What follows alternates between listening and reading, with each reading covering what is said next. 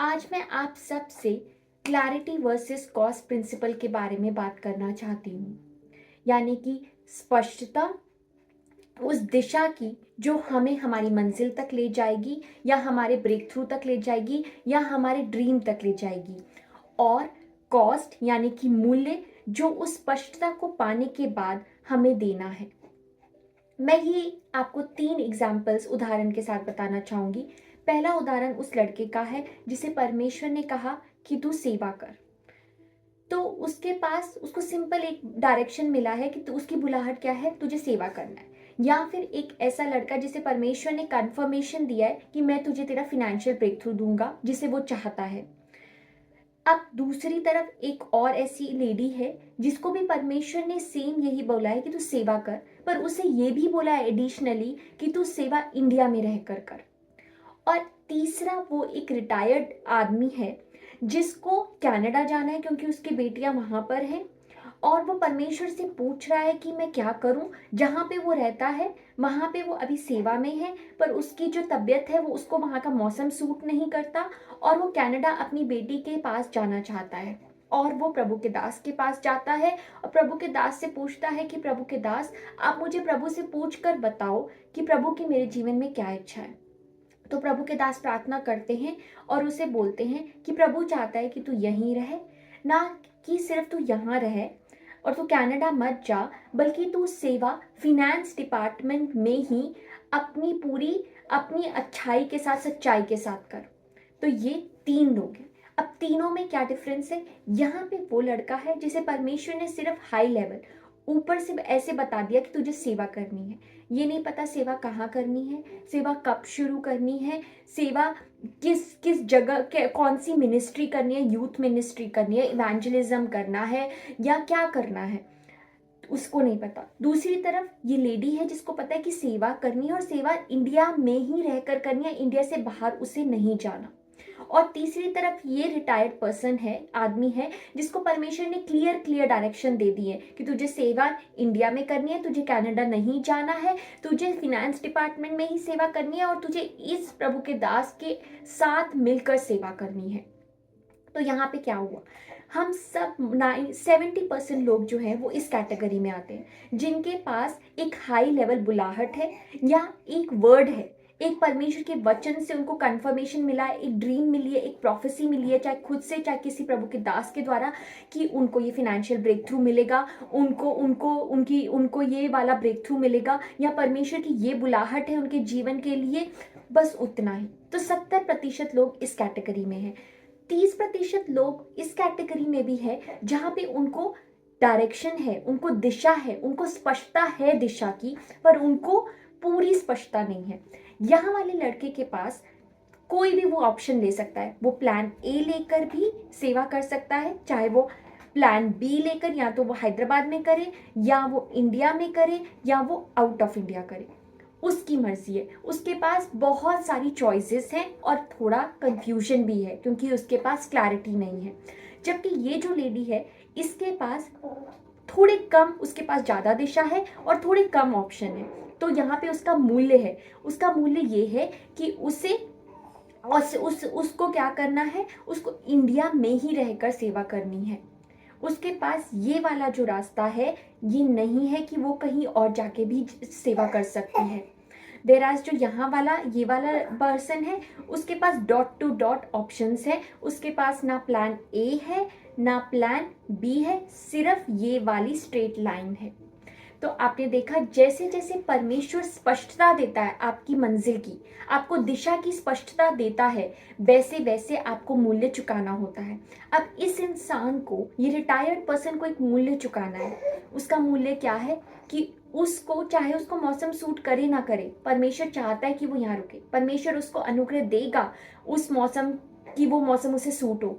और उसको उसको क्या मूल्य चुकाना है कि वो चाहे ना चाहे उसे फिनेंस डिपार्टमेंट बिल्कुल पसंद नहीं होगा, इतने सारे जवाब देने पड़ते हैं, इतने सारे डॉक्यूमेंट्स, इतने सारे कागज के काम करने पड़ते हैं। वो सोच रहा होगा कि मैं कोई और आसान काम कर लूं क्योंकि अब मैं बूढ़ा हो रहा हूं, मैं रिटायर्ड हूं। पर परमेश्वर चाहता है कि वो अभी भी फिनेंस डिपार्टमेंट में, यानी कि यही कार्य में वो परमेश्वर की सेवा करे। तो उसके पास एक मूल्य है चुकाने को, वो दाएं और बाएं नहीं मुड़ सकता, उसे बस यहीं पे यही चीज करनी है, उसको यही सब करना होगा। जबकि इस इंसान के पास बहुत फ्लेक्सिबिलिटी है। तो जब भी आप परमेश्वर से, हम, मुझे पता है हम सब अपने जीवन में परमेश्वर से क्लैरिटी मांग रहे हैं, स्पष्टता मांग रहे हैं उस दिशा की जिसे हम फॉलो करें, उन डॉट्स को ज्वाइन करें और अपनी डेस्टिनी तक पहुंचे, अपनी मंजिल, अपने ब्रेक थ्रू तक पहुंचे। हम सब चाहते कि परमेश्वर हमें बताए, ठीक है परमेश्वर तू मुझे ये लोन से निपटारा दे देगा, तू मुझे मेरी ये वाली ब्लेसिंग शादी की दे देगा, तू मुझे वो बेटे की आशीष दे देगा, पर मैं क्या करूं, मैं कौन सा पाथ लूं, मैं प्लान ए लूं, मैं प्लान बी लूं। पर हम सब ये क्लैरिटी चाहते हैं। बट जब हम ये क्लैरिटी चाहते हैं तो मैं चाहती हूँ आप आज ये कुछ पॉइंट्स जो मैं बोलने वाली हूँ उनके बारे में सोचें और प्रार्थना करें और फिर परमेश्वर से मांगें। पहली चीज, यदि आप इस 70% कैटेगरी में हैं जिसके पास सिर्फ एक हाई लेवल डायरेक्शन है, तो आप परमेश्वर से क्लैरिटी मांगे, आप स्पष्टता मांगे। जब तक आप मांगेंगे नहीं तो आपको वो नहीं मिलेगी। दूसरी चीज, यदि आपके पास थोड़ी सी स्पष्टता है, ये कैटेगरी में है अगर आप, तो आप कदम बढ़ाएं, पहला कदम लें। जब तक आप पहला कदम नहीं लेंगे तब तक आपको अगला कदम नहीं पता चलेगा।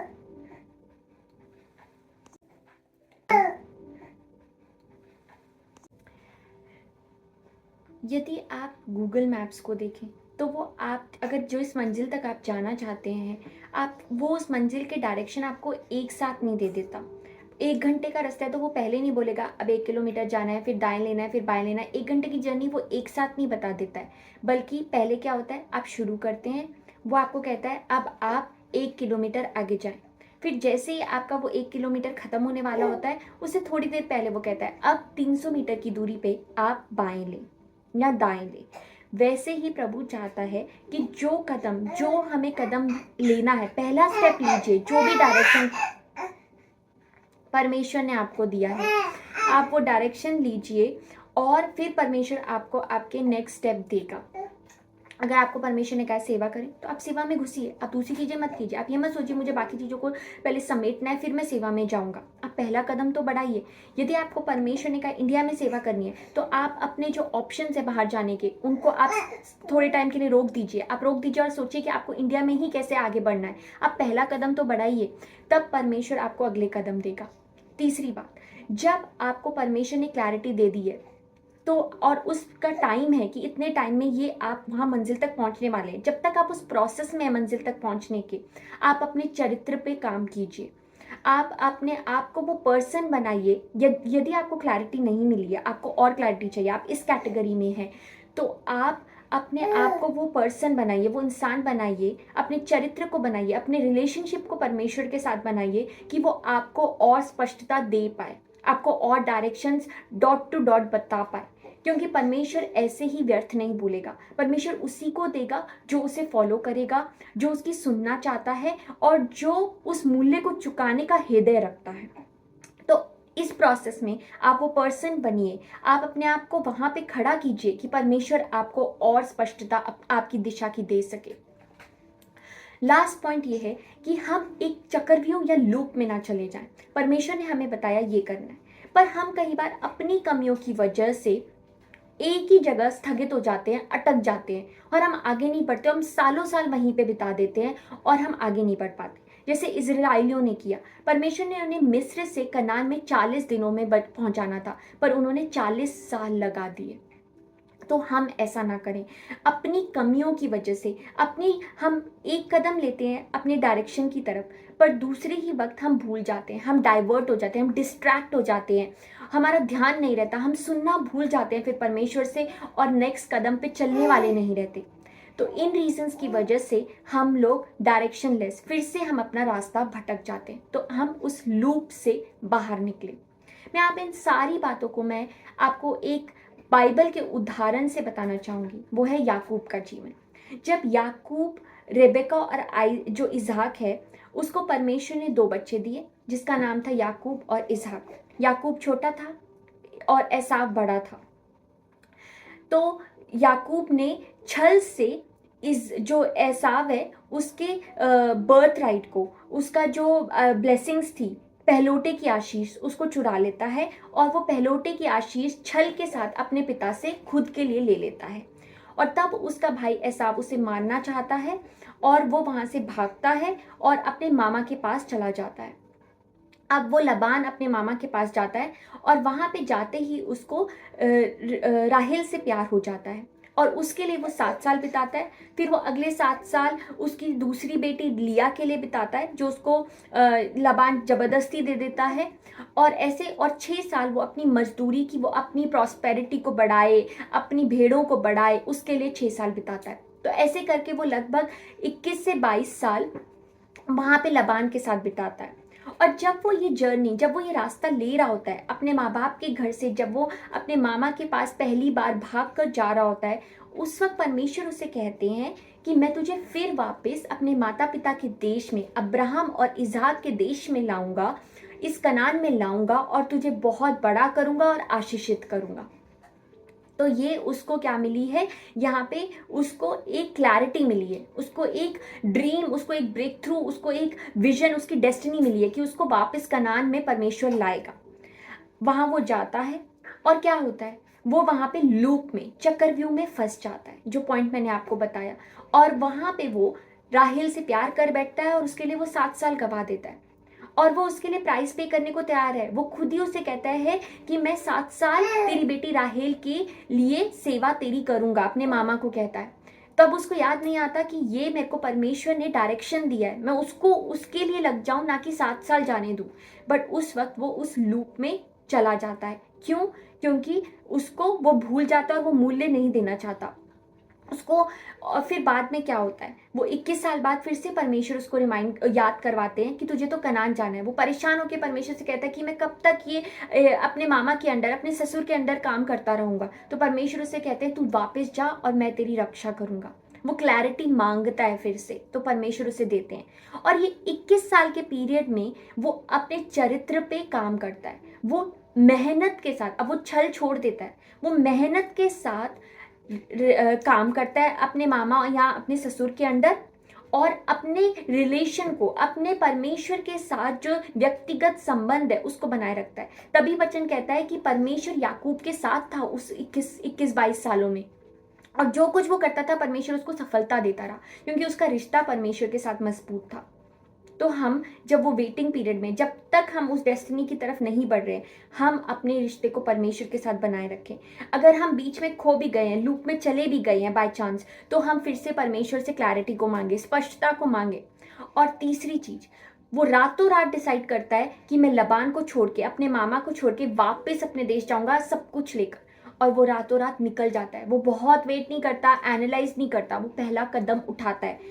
अभी उसको डर लग सकता है कि उसका भाई वहां पे इतने सालों से है, वो बहुत स्ट्रांग होगा, वो उसको जैसे ही वो पहुंचेगा मार देगा या क्या हो जाएगा, उसको नहीं पता वहां की स्थिति। बट वो पहला कदम लेता है। जैसे ही उसको ये वचन, परमेश्वर उसको कहते हैं कि तू वहां वापस जा, तो पहला कदम वो लेता है। हमें भी पहला कदम लेना है।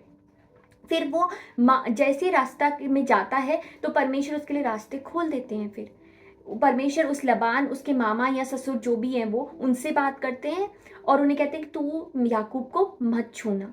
और जब वो इन बहुत डर के साथ होता है, उसको पता नहीं होता कि एसाव उसका भाई उसके साथ क्या करेगा, तब वो सबको आगे भेज के माउंट पीनियल पहाड़ पर चढ़ जाता है और मल्ल युद्ध लड़ता है। वो फाइट करता है, वो प्राइस पे करने को तैयार है। उसने प्राइस पे किया। अगर उसको क्लैरिटी, फिर वहां पे उसने वो मल्ल युद्ध लड़ा और परमेश्वर ने उसका नाम याकूब से इज़राइल कर दिया। और परमेश्वर ने उसे कहा अब तू जा और तेरे को ब्लेसिंग, मैं तेरे को आशीष देता हूँ। उसने कहा जब तक तू मुझे आशीष ना दे। और परमेश्वर उसे आगे डायरेक्शन भी देता है कि उसे एसाव के साथ कैसे डील करना है कि वो जीत जाए और उसको उसके भाई का फेवर मिलता है। तो वैसे ही हमें भी करना है। हमें परमेश्वर से क्लैरिटी मांगनी है अगर नहीं है। अगर आप इस कैटेगरी में हैं कि आपके पास क्लैरिटी है, तो आपको वो दिशा, आपको वो स्टेप्स लेने हैं कि आपको अगला स्टेप मिल पाए। अगर आपके सारे स्टेप्स आपके पास हैं, तो आपको ये कॉस्ट, आपको ये प्राइस पे करने को तैयार होना है। हर किसी के पास, अगर आप आज कह रहे हैं बार बार परमेश्वर से, मुझे स्पष्टता दे, मुझे मेरी दिशा दिखा, तो आप ये भी परमेश्वर से आप जाने कि आपको उसका मूल्य पे करना होगा। क्या आप तैयार हैं उसके लिए? क्या आप अपने चरित्र को बना रहे हैं कि जब परमेश्वर आपको वो डॉट्स बताए, जब आपको क्लैरिटी दे, तो आप उसको फॉलो कर सकें, उस पर चल सकें, उसको सुन सकें, क्योंकि वो व्यर्थ में नहीं देगा। क्या आप तैयार हैं रिस्क लेने के लिए? ये सब बातें आज आप परमेश्वर के सामने रखें, उससे बात करें, उससे मांगे कि मैं तैयार हूँ।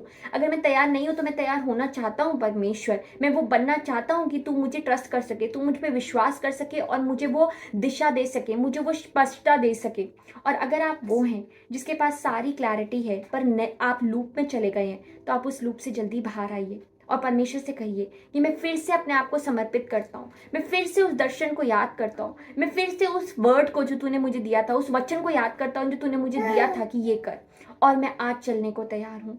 और मैं फिर से परमेश्वर वो पाथ पे चलने को तैयार हूँ, क्योंकि परमेश्वर बहुत अनुग्रहकारी है। वो आपको आपकी डेस्टिनी से, आपके ब्रेक थ्रू से कभी दूर नहीं रखेगा, वो आपको देगा। एक छोटी सी प्रार्थना करना चाहूँगी। प्रभु यीशु, आज आप जो भी ये वचन को सुन रहे हैं, आज आप उनसे बात कीजिए और आप अपना ब्रेक थ्रू, आप अपनी क्लैरिटी, जिस ब्रेक थ्रू के लिए ये वो क्लैरिटी चाहते हैं, स्पष्टता चाहते हैं, आज आप इन सब से बात कीजिए और वो स्पष्टता आज आप इन्हें दीजिए परमेश्वर।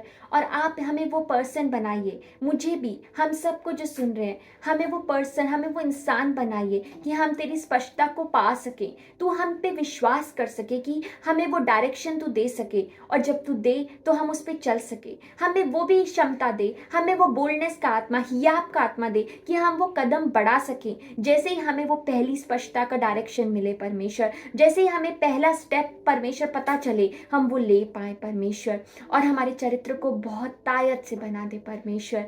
हमें हिम्मत दे, हमें ताकत दे, और सब बातें जैसे तूने याकूब के लिए किया वैसे हमारे लिए कर, कि सब बातें परमेश्वर मिलकर भलाई के लिए हों। यीशु के नाम में।